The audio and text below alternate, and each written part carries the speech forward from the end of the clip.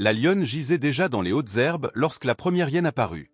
Son flanc doré se soulevait à chaque respiration, trempé de sueur et de sang, parcouru de spasmes douloureux. Ses griffes, sorties malgré elle, ne trahissaient ni menace ni colère, mais seulement l'effort d'un corps exténué par des contractions venues trop tôt. Peut-être la soif, ou les blessures d'une altercation récente, avaient-elles précipité la mise bas. Elle était seule, chassée par l'instinct dans ce bosquet isolé au bord de la rivière, là où l'air demeurait lourd et étrangement silencieux. Pas de chant d'oiseaux, pas même le bruissement du vent. Seulement son souffle court et le battement sourd de son cœur, comme un tambour fragile annonçant la fin d'une lutte. Elle les sentit avant de les voir. Une odeur rance, une vibration dans l'air, la promesse du malheur. La première hyène émergea de la broussaille sur 3 pattes, l'une brisée et pendante, vétérane famélique dont les yeux reflétaient moins la défiance que la faim. Son rire grinçant fendit l'atmosphère, bientôt rejoint par d'autres, plus aigus, plus impatients. Les silhouettes se multiplièrent. 5, puis 7 corps nerveux, aux oreilles ébréchées et aux mufles souillés de sang séché. Ils encerclèrent lentement la lionne, sans se presser, car ils savaient. Ils avaient déjà assisté à ce spectacle. La souveraine des plaines, prisonnière de son propre corps, incapable de défendre sa lignée au moment même où elle devait donner la vie. La lionne leva la tête mais ne se redressa pas. Elle n'en avait pas la force. Un grondement bas, plus vibration que voix, franchit sa gorge. Les hyènes ne s'élancèrent pas, patientes, perfides. Elles attendaient que la nature achève son œuvre. Mais soudain, un spasme la traversa, et un petit corps glissa hors d'elle, encore humide, aveugle, haletant à sa première bouffée d'air. La lionne se courba aussitôt, recouvrant de son poitrail la fragile créature, la protégeant contre le cercle des prédateurs. Elle lécha d'instinct sa fourrure encore collée, mais ses gestes restaient maladroits, hâtifs, interrompus par la douleur.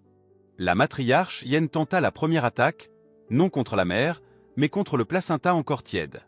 Une manœuvre pour tester ses forces, l'obligeait à bouger, à saigner, à céder. La lionne frappa, faible mais précise, lacérant seulement le vide. Une autre hyène bondit sur son flanc opposé. Cette fois, ses griffes rencontrèrent la chair et ouvrirent une estafilade sanglante sur l'épaule de l'assaillante. Le jet rouge tacha les feuilles sèches, arrachant un instant de recul au groupe. Mais la lionne s'affaiblissait à vue d'œil. Sa respiration devint sifflante, ses muscles tremblaient. Sous son ventre, le lionceau geignait, pressant son museau contre sa fourrure. Une deuxième contraction la plia soudain, et un autre petit naquit dans la poussière, plus faible encore, gémissant à peine. Alors, un fracas troubla l'équilibre. Les buissons s'écartèrent brusquement et une ombre imposante jaillit. Les hyènes reculèrent d'instinct, leurs rires étranglés par la stupeur.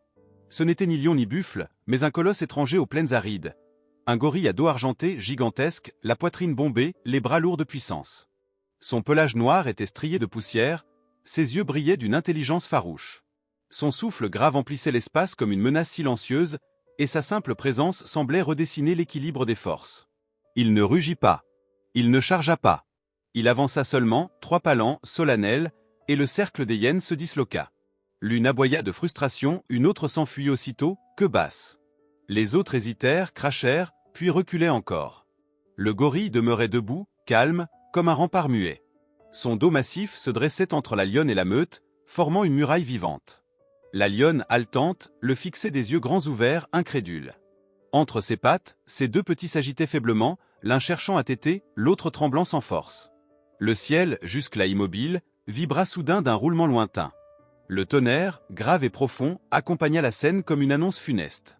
Les premières rafales d'air chaud se levèrent, portant avec elles la promesse de la pluie ou peut-être du feu.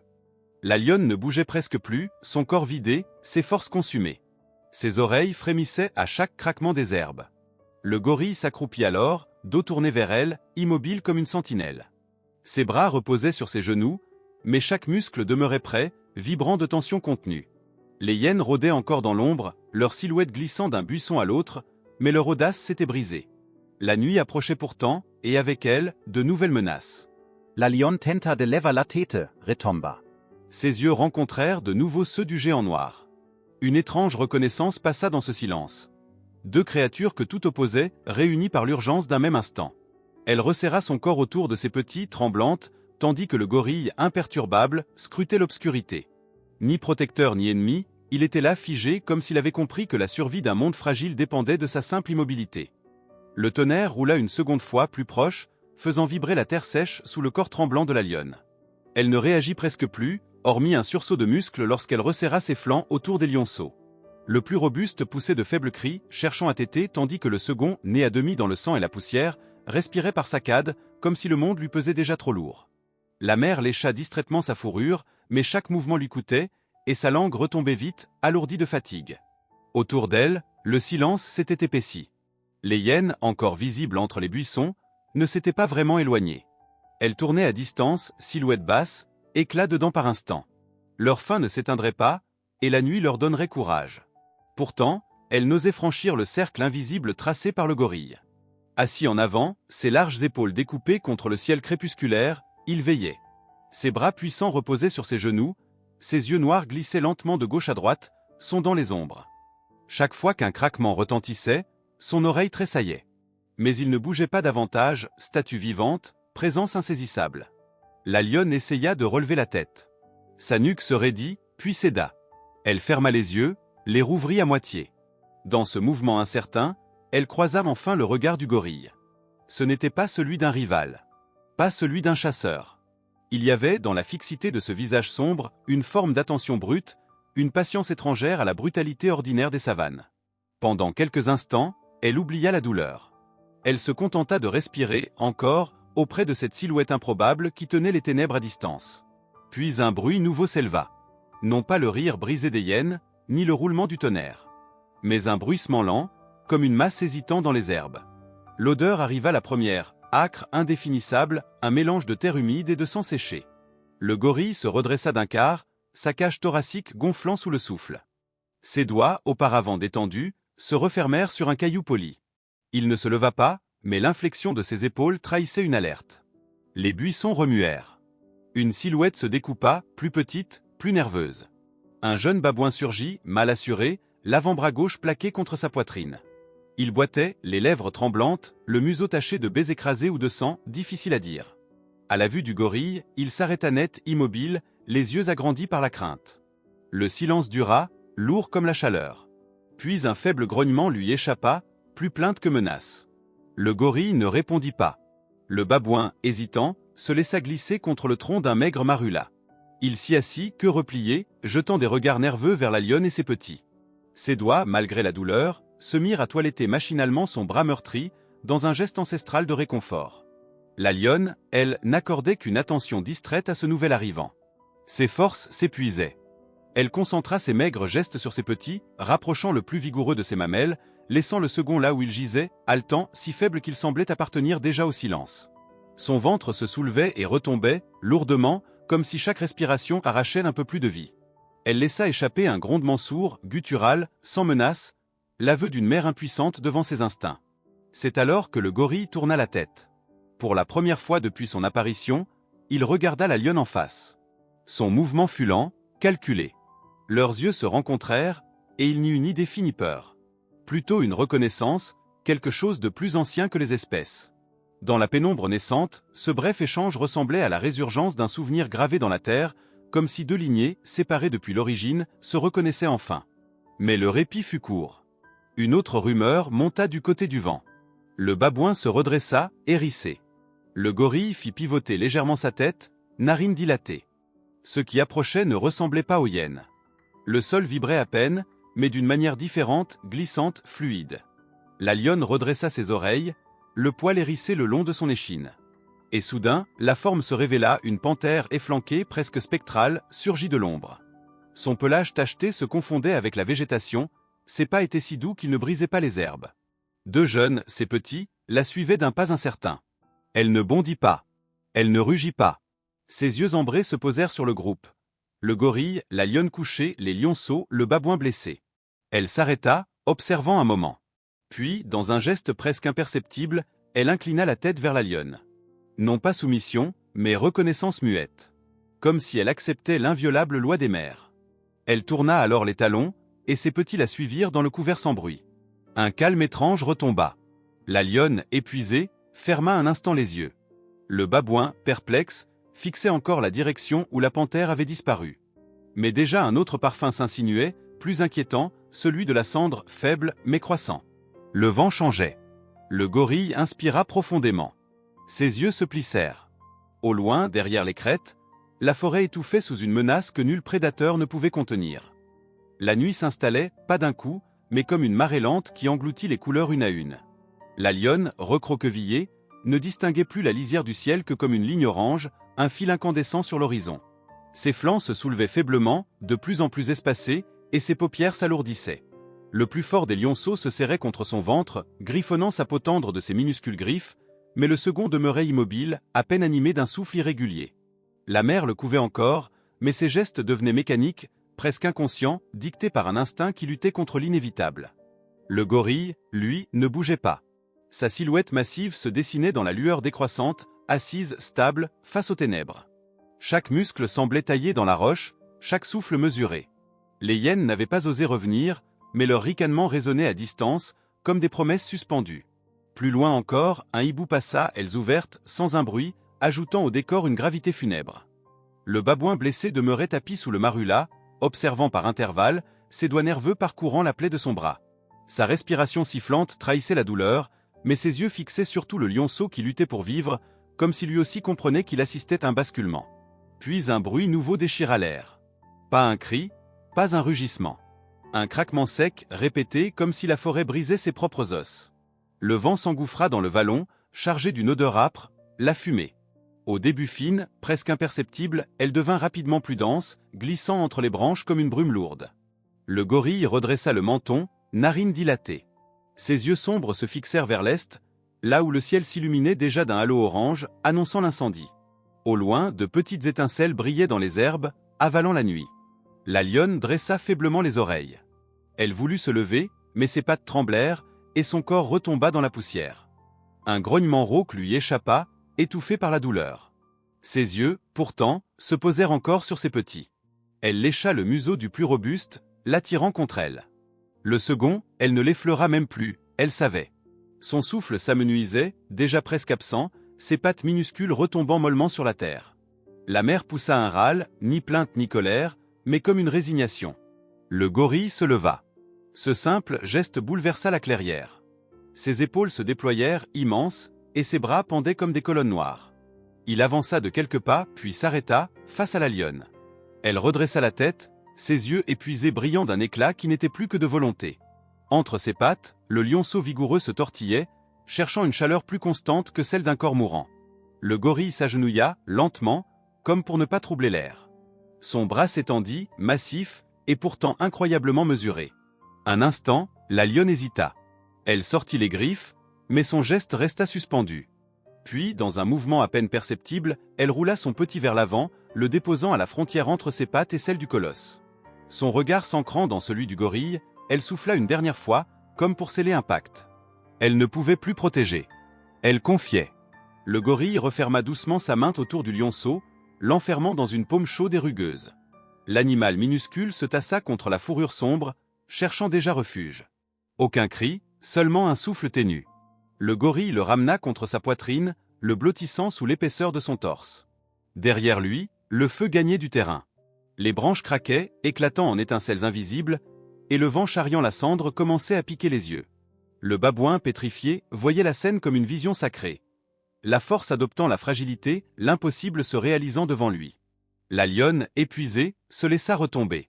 Sa tête toucha le sol dans un geste lent, presque solennel.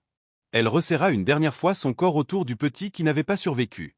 Son souffle s'éteignit comme une flamme trop faible pour résister à la tempête. Ses yeux se fermèrent, ses oreilles cessèrent de frémir. Elle ne bougea plus. La babouine observa la scène, immobile. Son regard passa du corps inerte de la lionne au gorille qui tenait désormais l'avenir dans ses bras. Une crainte étrange parcourut son échine, mais aussi une fascination. La loi des prédateurs venait d'être transgressée, remplacée par une autre, plus mystérieuse. Ses doigts crispés cessèrent un instant de triturer sa blessure. Il comprenait, sans mots, qu'il venait d'assister à quelque chose que les ancêtres n'auraient jamais cru possible. Le vent redoubla. Des tourbillons de cendres envahirent la clairière, obscurcissant les étoiles. Le gorille serra le petit contre lui et franchit les premiers buissons. Ses pas étaient lourds mais mesurés, chaque mouvement destiné à préserver la fragile vie contre sa poitrine. À mesure qu'il avançait, son ombre s'étirait, longue, dans la lumière des flammes lointaines. Le sol se creusait par endroits, semé de pierres noircies, et chaque craquement derrière lui semblait marquer la fin d'un monde. Il ne se retourna pas. Il n'y eut pas d'adieu. Seulement la nuit, la fumée, et une nouvelle alliance née de l'improbable. Le gorille progressait lentement à travers la savane embrassée. Le lionceau, calé contre son torse, respirait à peine, ses petits flancs se soulevant par saccades contre la fourrure sombre. Le colosse avançait avec une précaution presque irréelle, comme si chacun de ses pas pouvait briser ce souffle fragile. Derrière lui, la clairière s'éteignait dans une lueur rouge. Le corps de la lionne, figé dans son dernier geste maternel, demeurait à jamais courbé autour du petit sans-vie. Elle n'avait pas bougé lorsque les flammes s'étaient rapprochées, et son ombre s'était confondue peu à peu avec celle des herbes noircies. Le feu gagnait du terrain. Les branches craquaient, des étincelles bondissaient comme des insectes incandescents. Le vent soufflait plus fort, charriant une pluie fine de cendres qui se déposait sur les épaules du gorille et sur le pelage déjà poussiéreux du petit. L'air devenait difficile à respirer, lourd, saturé. Pourtant, le géant continuait. Ses pas s'enfonçaient dans la terre asséchée, mais il gardait l'équilibre avec une patience infinie. Ses narines frémissaient à chaque rafale, et ses yeux fouillaient la nuit à la recherche d'un passage sûr. Le sol, par endroits, vibrait encore de la fuite des troupeaux invisibles, antilopes et zèbres chassés loin par la panique. La vallée s'ouvrit bientôt devant lui. Là, entre deux collines basses, s'étendait le lit sec d'une rivière oubliée. Les pierres sombres et l'humidité ancienne retenaient l'odeur de la fraîcheur, et déjà la fumée semblait moins dense. Le gorille descendit dans ce creux avec une lenteur mesurée, posant parfois sa main libre pour s'assurer de la stabilité du sol. Une fois au bas du ravin, il s'accroupit, plaçant le lionceau contre sa cuisse. L'animal minuscule ouvrit la gueule dans un réflexe de faim, puis se blottit davantage, cherchant une chaleur qu'il ne comprenait pas encore. Le gorille resta un long moment immobile, ses yeux noirs fixés sur la petite silhouette fragile, comme s'il craignait qu'elle s'efface entre deux respirations. Au-dessus d'eux, les étoiles recommençaient à percer à travers le voile de cendres. La nuit paraissait à nouveau respirer, mais le grondement du feu restait audible, comme une mer lointaine. Le gorille observa longuement le ciel, puis baissa les yeux vers le petit. Son souffle régulier vibrait à travers la paume énorme qui l'enveloppait. Le contraste était saisissant. La force d'un corps taillé pour briser des troncs et la fragilité d'une vie qui ne tenait qu'à un fil. Le gorille ne comprenait pas ce qu'il portait, il n'en avait pas besoin. Il savait seulement qu'il devait veiller, sans attendre de récompense. Non loin, le babouin réapparut. Il avait suivi à distance, attiré autant par la peur que par la curiosité. Sa silhouette frêle se découpait dans la pénombre, toujours voûtée, toujours serrant son bras blessé. Il ne s'approcha pas davantage, mais ses yeux fixaient le gorille et l'enfant lion comme s'il contemplait une énigme. Il comprenait confusément qu'il avait été témoin d'un passage, d'un secret confié par la nuit. Mais la douleur et l'instinct de survie reprirent vite le dessus. Après un long moment immobile, il disparut dans les herbes, emportant avec lui le souvenir d'une vision qui ne serait jamais racontée. La savane ne retiendrait de lui qu'une ombre, mais dans ses yeux brillait encore la lueur de l'impossible. Le gorille, seul à présent, resta accroupi au creux de la rivière. Ses doigts massifs caressaient de temps à autre le sol, dégageant des cailloux, traçant des cercles sans raison. À chaque geste, le petit gémissait, puis se taisait, rassuré par la chaleur. L'animal géant se pencha, rapprochant son souffle du museau rose du lionceau, comme pour caler sa respiration à la sienne. Le silence reprenait peu à peu ses droits. Plus de hyènes, plus de panthères, seulement l'écho lointain du feu et le frémissement discret des insectes revenus. Une grenouille lança un premier appel timide, signe que la vie reprenait déjà ses droits au cœur de la vallée. Le temps passa. Le ciel s'éclaira d'une lueur plus froide, signe que l'aube se préparait déjà derrière les collines. La nuit avait été longue, mais elle n'avait pas englouti la vie confiée au bras du gorille. Le lionceau remua faiblement, ses pattes minuscules cherchant une prise contre la fourrure sombre. Ses yeux, encore clos, tentaient d'exister dans un monde qu'il n'avait pas choisi. Le gorille, sans comprendre les règles de ce lien, se contenta de rester, de protéger, de respirer. Il s'était fait rempart, il se faisait refuge. Et tandis que le premier souffle du jour dissipait les cendres, la savane semblait retenir son souffle. La lionne avait disparu, le feu avait tout dévoré, mais quelque chose demeurait, fragile et inattendu, l'alliance improbable d'un roi sans trône et d'un enfant sans mère. Dans ce silence revenu, chaque battement de cœur sonnait comme une promesse. Le gorille baissa la tête une dernière fois vers le petit. Ses yeux, sombres et insondables, reflétaient les premières lueurs du matin. Puis il resserra doucement son bras, et ensemble, ils attendirent que le soleil paraisse.